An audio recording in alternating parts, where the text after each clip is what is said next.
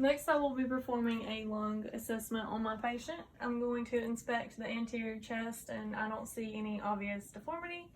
I'll be using this to simulate my stethoscope. Can you take a deep breath?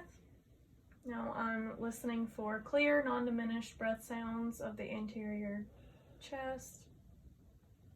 If I heard crackles, which sound almost like Rice Krispies, that would indicate fluid in the lungs.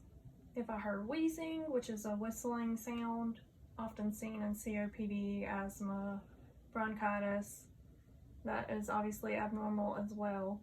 Bronchi is a continuous low-pitched rattling sound, almost like snoring. Stridor is a high-pitched wheezing sound caused by disrupted airflow. Can you turn?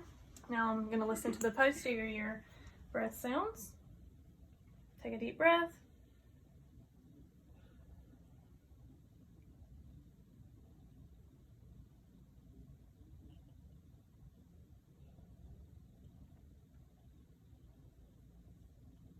And now I'm going to listen to the inner lungs.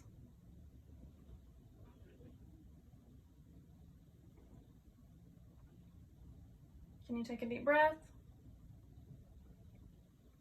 All right, I'm going to start by percussing the posterior chest. I'm using the middle fingers of both of my hands. I should be hearing resonant sounds that are not dual, which would indicate pleural effusion or pneumothorax. All right, please turn. I'm going to percuss the anterior chest.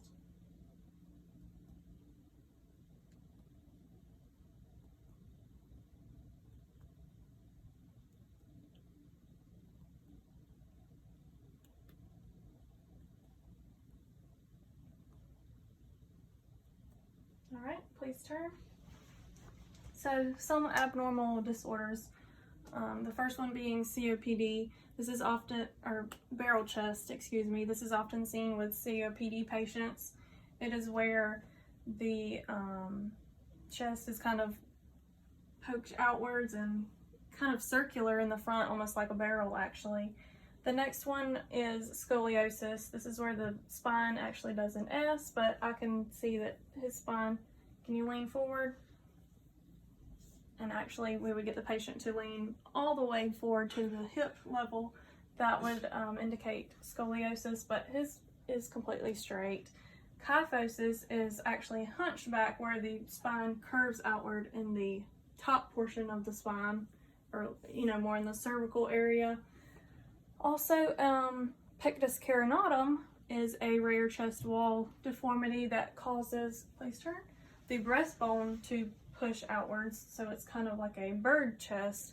But pectus excavatum, the opposite of that, is where the sternum is actually pushed inwards and the chest actually has kind of a dip in.